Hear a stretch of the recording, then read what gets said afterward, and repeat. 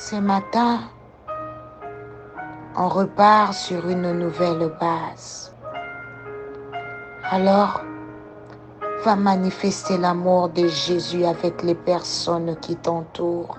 Ce matin, je t'encourage à voir les personnes qui sont proches de toi, qui sont autour de toi d'une manière nouvelle, de la même manière dont Dieu les voit.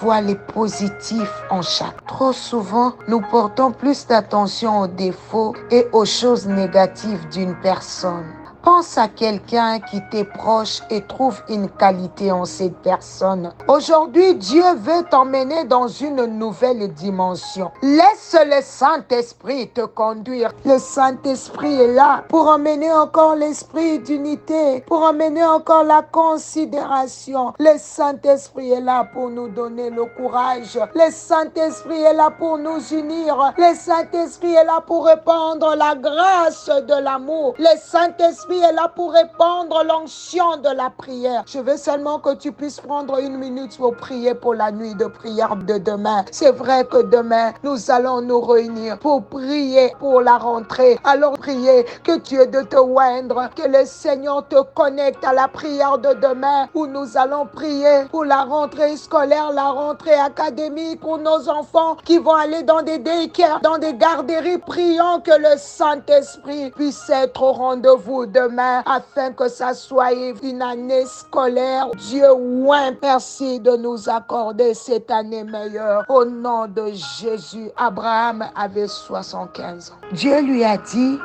tu auras un fils. Mais la Bible nous dit qu'Abraham était arrivé à l'âge où ce n'était plus possible parce qu'il était déjà usé de corps. Dieu a permis, mais la Bible nous dit c'est le même Dieu qui a donné à Abraham. Donc, il a restauré pour qu'Abraham ait encore la force. Je ne suis pas en train de parler du Dieu d'hier, qui ne l'a pas fait par hasard, qui le fait encore aujourd'hui. L'Éternel est le Dieu d'Abraham. Il ne change pas. Il ne changera jamais. Peu importe quel siècle nous vivons, ce Dieu-là est capable, même si tu es à un stade final, il est capable de te ramener à zéro et te redonner la bonne santé. Bien-aimé, les gens croient que tu mourras de maladie. Oh, tu ne mourras pas de maladie, mais tu resteras encore en forme jusqu'au temps où l'Éternel aura permis. C'est l'Éternel des armées que je prêche ce matin. Je crois au Dieu d'Abraham, d'Isaac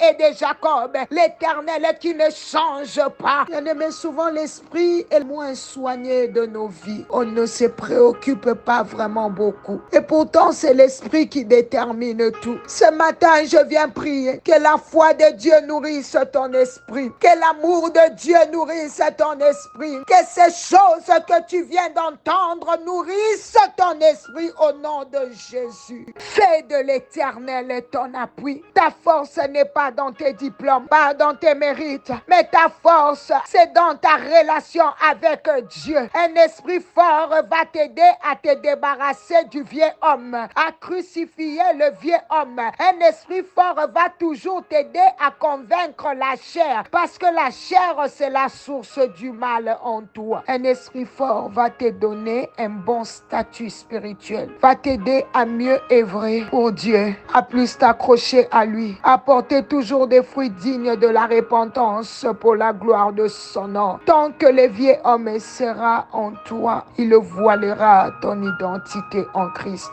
Le vieux homme, c'est le serviteur infidèle du diable qui vit à l'intérieur de notre cœur, qui ne fait qu'ouvrir les portes aux voleurs quand il vient voler. Les chrétiens tombent souvent dans les péchés parce qu'ils ne nourrissent pas bien le nouveau homme. Ils tombent souvent dans les péchés parce que leur nouveau homme n'est pas assez fort pour se défendre. Il n'est pas assez fort pour garder la porte fermée contre les voleurs.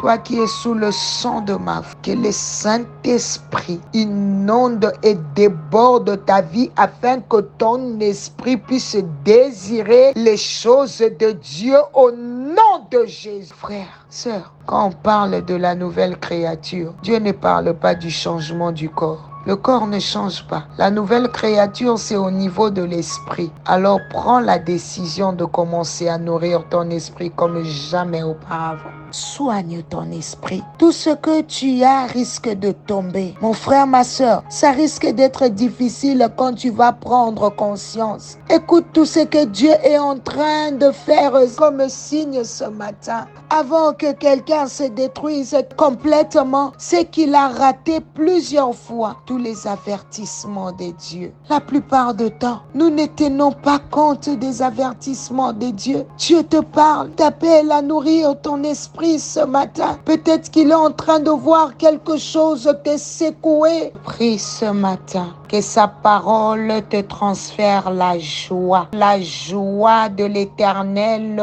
rend ta joie parfaite au nom de Jésus. À cause de l'exaucement de cette prière, bien-aimé, demande, tu recevras afin que ta joie soit parfaite au nom de Jésus. J'entends une voix s'élever pour commencer à demander à Dieu. Monte à Dieu cette requête. Monte à Dieu cette prière. Il dit dans Jean 16, 24, jusqu'à présent, vous n'avez rien demandé en mon nom. Demandez et vous recevrez afin que votre joie soit parfaite. Le ciel est ouvert. Commence maintenant à parler au Seigneur. Après tout ce que tu as à écouter, c'est aujourd'hui que je clôture sur la nourriture de l'esprit. Demain, c'est la nuit de prière. Le lundi, nous allons prier pour la rentrée scolaire. On va prendre quelques jours pour prier encore pour la rentrée scolaire. À part la nuit de prière, on va encore prendre quelques jours. La semaine qui vient, nous allons commencer avec les armes spirituelles.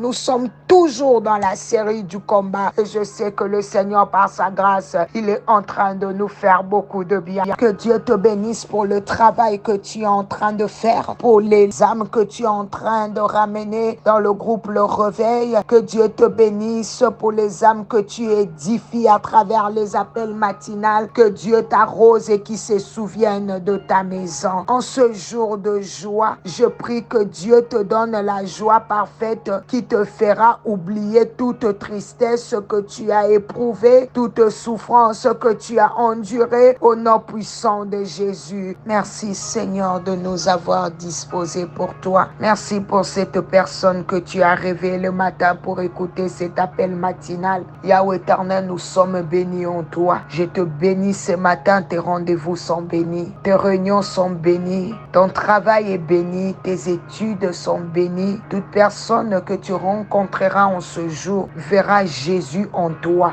Va et brille, va et impacte. Partage Jésus autour de toi. Donne la joie, communique la joie. Souris à une personne triste. Que tu sois béni, que tes travailleurs soient bénis, que tes entreprises soient bénies. Tu es un béni de l'Éternel. Que ta journée soit une journée de bonnes nouvelles. Que tu reçoives un appel qui va changer ta vie. Que tu reçoives un SMS qui va changer ta vie. À partir de ton téléphone, un miracle va te surprendre. Tu es béni. In Jesus' mighty name I pray. C'était bien l'humble servant de l'Éternel, Maman Nathalie Lukula. Par la grâce de Dieu, on clôture les mois d'août avec les appels matinales demain. Nous sommes bénis en Jésus. Bye bye for now.